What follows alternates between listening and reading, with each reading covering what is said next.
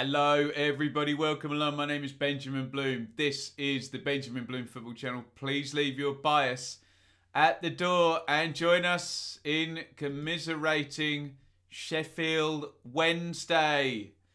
One of the big boys is down into League One, that being Sheffield Wednesday. It had gone all the way from a 12-point deduction to a 6-point deduction to a dramatic last day shootout. But Wednesday, not for the first time, are down and are going to be playing in the third tier of English football.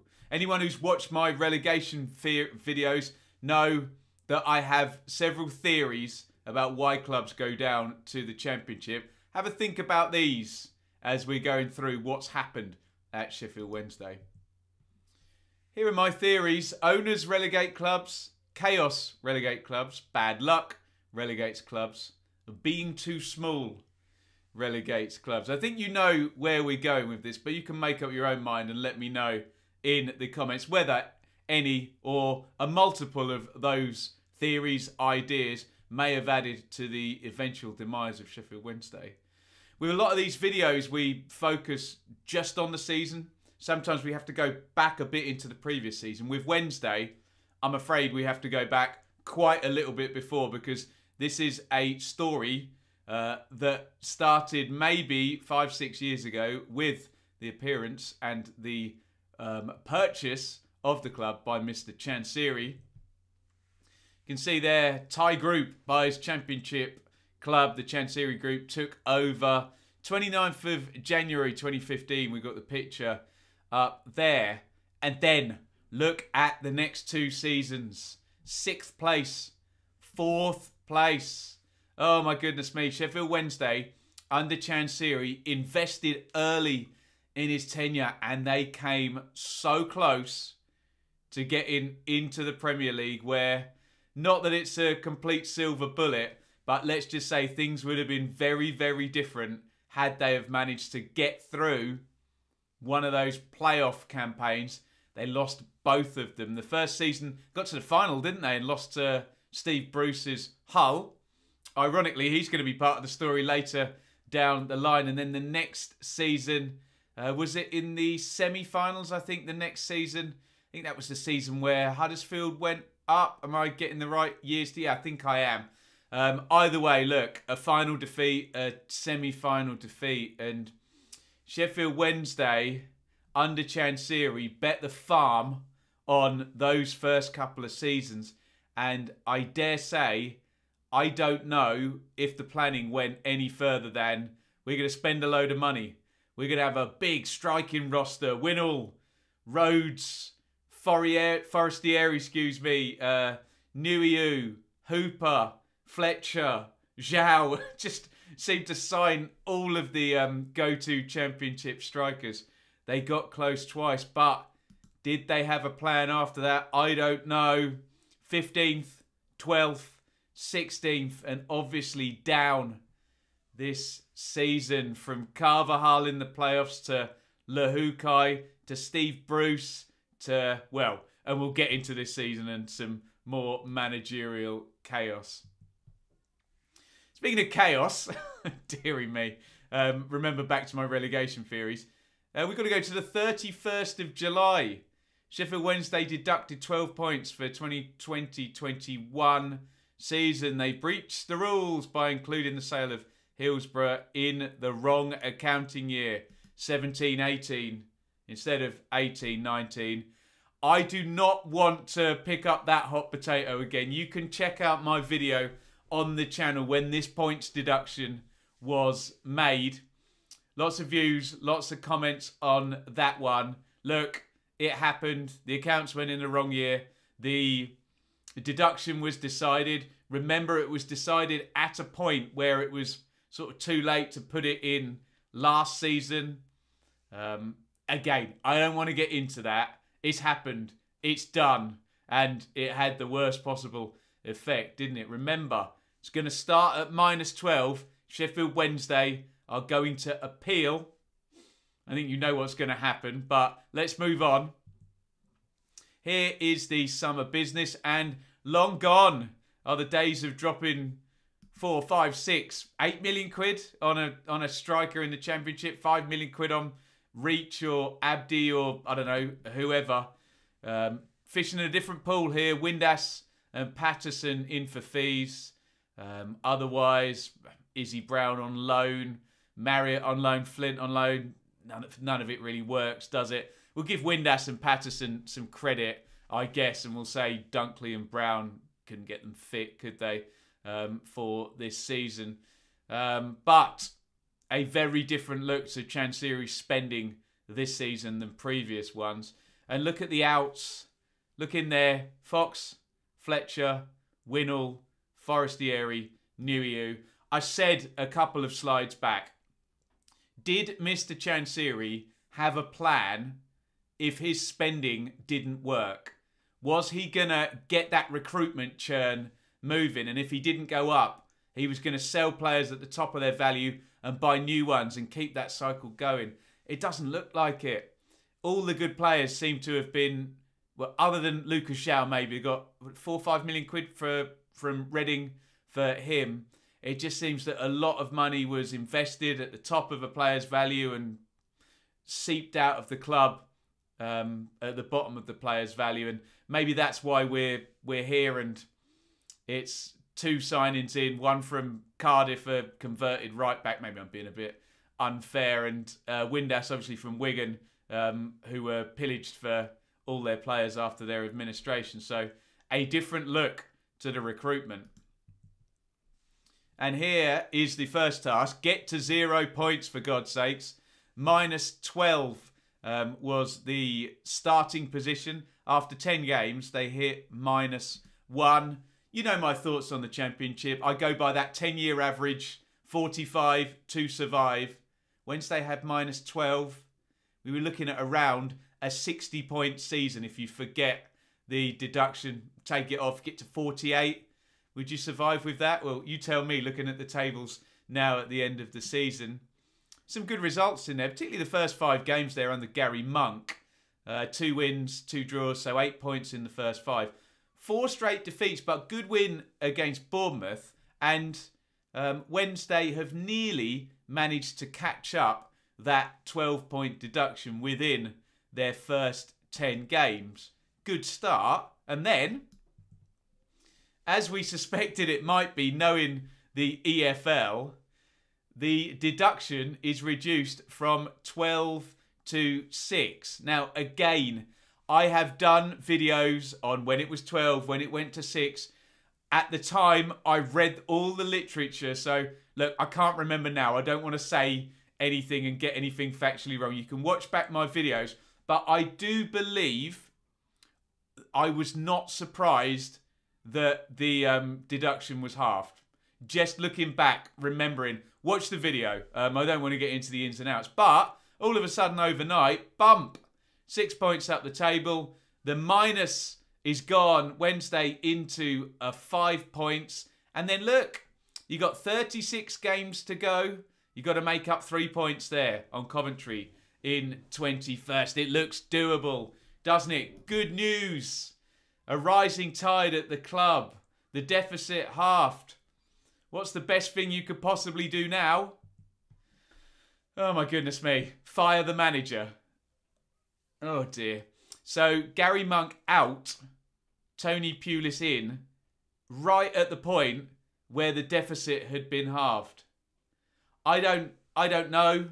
I don't get it. I've always talked about chaos being a huge negative influence, and lots of clubs who end up getting relegated have chaos. I don't know why you added an extra layer. Look, Chancery is the only person that knows. And maybe he didn't want to go with Monk all season. And maybe he thought, well, -12, I may as well just roll with it.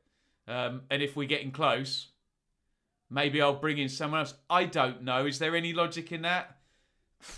You tell me why, after nearly reaching 0, getting the -6 and being in a good spot, you wouldn't let the guy that had been there keep rolling with it. I do understand the argument of Monk had Sheffield Wednesday 3rd in the league around the 2022 game mark in the 1920 season, and they completely tanked in the second half. But again, I would say in the background, they knew they'd been charged.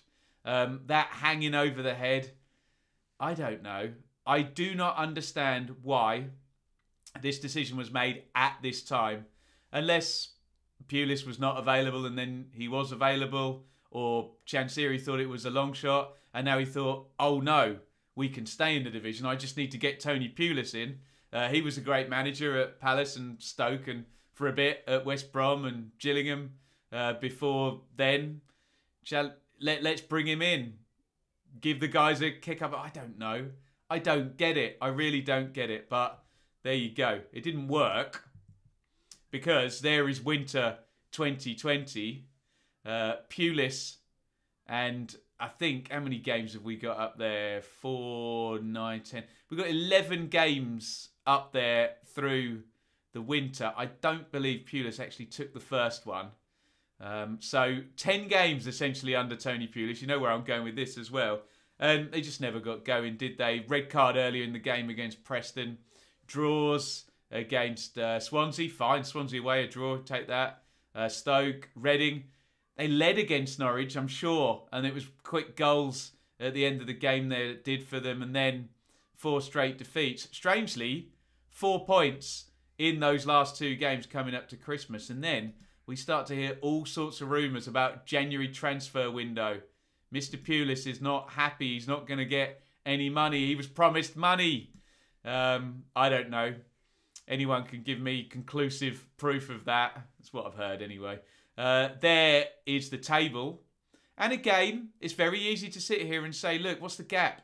3 points from 23rd to 21st. They're still in the hunt at this point. Where would they be with Monk? Where would they be if they've kept Pulis? We will never find out because out goes Tony Pulis after 10 matches in charge. I mean, someone do the research. I know there's the outlier that was Watford when they got promoted and they had 4 managers across the season. But is there ever a scenario other than that where sacking 2 managers within the same season ever works? I don't know. Stability? Get that chaos out? No. Pulis out. Neil Thompson in. Favourite of mine as an Ipswich fan. Great left back for Ipswich. Neil Thompson. But in he comes in the January window. Surely to just hold the fort until a permanent manager comes in and gets to use the rest of the window to get their players in? No. Absolutely not. He's actually going to go, Neil Thompson, to the end of February. And I mean, look at that. 6 wins there. 5 wins, excuse me, in the first 7 games. And I think Wednesday were out of the relegation zone at that point. They must have been. Someone check. I haven't got the exact table at that point after the game when they've beaten Wigan. Another 4 straight defeats, though, after that. And they just couldn't get away from it, could they? So we get to the end of February there. And a quite significant defeat as well. Look at that bottom one there. Luton 3, Wednesday 2. Wednesday were 2-0 up at half-time in that game. You wonder, don't you? You really, really wonder. There's the table. 28 points. And now we're not talking 3 points anymore. We're talking a 6-point gap. And that horrible number, Wednesday fans knew once it went down to 6 points. Oh, if we're 6 points away from it at the end of the season, it's going to be that damn FFP penalty. Anyway, it feels like we've gone 2 minutes in this video without talking about a new manager. Forgive me my sarcasm, but it was just so chaotic, wasn't it? Here comes Darren Moore, the Doncaster manager. So, just to keep you up, Monk, Pulis, Thompson, Moore. And it was a surprise, wasn't it? Darren Moore, I think he had Doncaster in the playoff spots in the Championship. They sold Ben Whiteman, didn't they, to Preston in January. And then Moore leaves not long after. I believe Doncaster have tanked out of the playoff positions as well. So he's not going to be very popular going back there next season, is he, Darren Moore? But an interesting hire. Was he brought in with League One in mind, having been working there with Donny for a season and a half now? I don't know. You're asking me to understand the thoughts of Mr. Chansiri, which I've struggled with for most of the video. And, unfortunately, look at those first 3 games for Darren Moore. That's 3 defeats. Neil Thompson's last 4 games were all defeats. 7 straight defeats, which take us up to this final day. There were wins in there. Look at that, at Barnsley as well. And then a 5-0 win over Cardiff. So strange. Look at that one against Bristol City as well, 17th of April. Wednesday led in that game. Henry Lansbury was sent off, and then Barry Banner missed a penalty at 1-0, and Tyreek Backinson equalised late. Well, those 2 drop points, how important would they be? Well, we have found out today. And for those clever amongst you will know, this video has been recorded before the final day of the season. If you don't like it, you know, cry me a river. I've got 30 season reviews to do, and we've got to get these videos out. So, ahead of the final day, look, the story's the same. The story's not about the final day, but Wednesday fans knew going into that head-to-head with Derby that anything less than a win and they would go down. And also, a Rotherham win would do for Sheffield Wednesday, even if they did beat Derby. If you are watching this video, sounds like a dying declaration, doesn't it? Then you know that Sheffield Wednesday have not beaten Derby. Or they have beaten Derby and Rotherham have also won. Who knows? But we know the story, big picture, and we're able to tell it and get this video ready to go for what has seemed a slow death by 1,000 cuts for Sheffield Wednesday. Final day, failure, ultimately. And here is the summary. So Chansiri takes over, heavy spending, 2015 to 18. Forestieri, Hooper, Matthias, Zhao, Reach, Abdi, Rhodes, Van Aken, millions of pounds dropped on those players. Then, playoff defeat in 2016 and 2017. We would not be sat here if they would win that playoff final against Hull into the Premier League. I'm not saying they would still be in the Premier League, but the 100 million quid and then the minimum 2 years parachute payments, it's a very different landscape. Don't start me on those cliff edges in English football between Champions League and Premier League and parachute and the rest of the wasteland. Goodness me, it's a very different thing if you can get up. They didn't. Spending decrease, assets not exploited. I said earlier in the video, what was the plan if Wednesday didn't get over the line under Carvajal in those heady investment years? Well, doesn't look like there was one, because there was no recruitment churn. Had to sell the stadium, ended up putting it in the wrong year, chasing their tails. Spending gets less and less and less. And here we are today. Managerial changes, Lahukai, Bruce, Monk, and then this season, of course. Look, let's give Chansiri a pass on Steve Bruce. He put Steve Bruce in. He gave Steve Bruce that extra time when Steve Bruce had sort of personal tragedies in his life all at the same time. And Bruce did a very good job at the end of that season. Wednesday climbed up the table and then he went off and took the Newcastle job. That's not Chansiri's fault. I'll give him a pass on that one. And then it was Monk. And then it was second half of the season collapse. And then it was Monk. Then it was a reasonable start. And then it was 12 points to 6 points. Then Pulis, 10 games. Thompson, 2 months. Darren Moore. It's too much. Way too much in terms of managerial churn. Although, again, I do give him a pass on Steve Bruce. Financial problems, FFP deduction. Look, the financial problems go back into the lack of a whole plan that didn't involve Wednesday not getting promoted. They didn't get promoted. Issues, obviously, trying to, you know, circumvent FFP. Look, everyone's trying to circumvent FFP. That's not an accusation at Wednesday per se, but you know what happened? Stadium sale in the wrong year. There's nothing wrong with the stadium sale. That's legal. Loads of clubs have done it. Stick it in the wrong year, though. That was the problem, wasn't it? And then here we are. And ultimately, the 6 points has done for Sheffield Wednesday, hasn't it? And then 2021, just chaos. Absolute chaos going into the year with Gary Monk. Maybe not a very happy Gary Monk. With the club trending down. The recruitment wasn't great. The loans. We've seen this with a lot of relegated teams. The loans just don't do anything, do they? Flint and Marriott and Brown. It just got it's got nothing out of them, have they? And Flint obviously ended up back and playing at Cardiff and chasing your tail, chasing 12-point deduction, then to a 6-point deduction, then change manager, end of the season. It's too much. Way, way, way too much. And that is what went wrong for Sheffield Wednesday. And shall we go back to my relegation theories? Owners relegate clubs, chaos relegate clubs. I think we've got to be looking at those top two. Chancery, I don't want to get into good owner, bad owner. Been over this with my club, Ipswich, and Marcus Evans. Sometimes an owner is just hapless. They just make bad operating decisions and then they're chasing their tail, chasing their losses. They mean well. They've got the best interest of the club at heart, but they just make crap decisions. And maybe that's the case here. Owners relegate clubs, chaos relegate clubs. Owners cause chaos, they're very, very much interlinked sometimes. Not all chaos at clubs is caused by owners, but I think in this case it really, really is, isn't it? Bad luck relegates clubs. Bad luck. COVID. Everybody had to cope with COVID. I'll give him Steve Bruce. But look, come on. That was at the beginning of last season and they've been relegated this season. So, you know, being too small relegates clubs. Absolutely not. Sheffield Wednesday are a huge club, aren't they?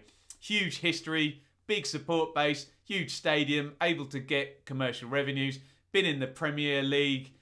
They're not a small club. We just cannot have that. It's got to be the owner and the chaos and the kind of homogenisation of those two things and chasing your tail. And they're back down in League One. A big club, Sheffield Wednesday.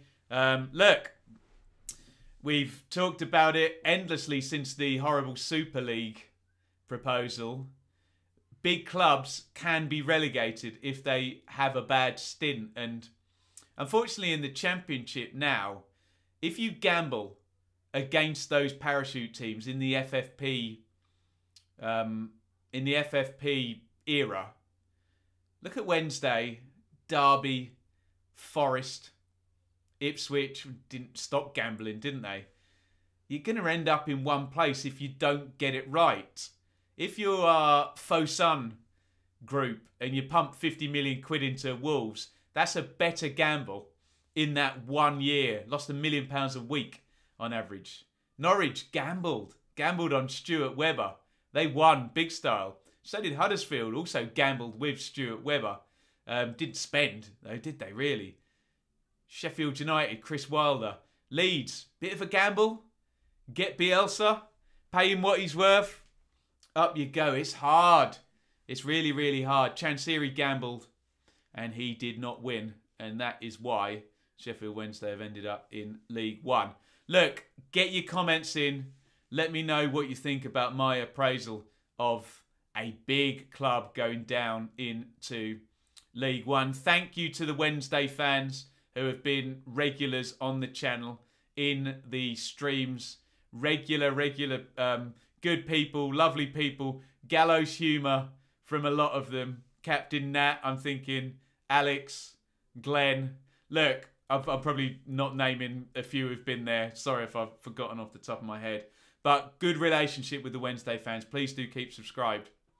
And there are plans afoot for me to get a dearly departed League One edition going, in which case Wednesday would be one of our teams. So keep subscribed, keep in touch.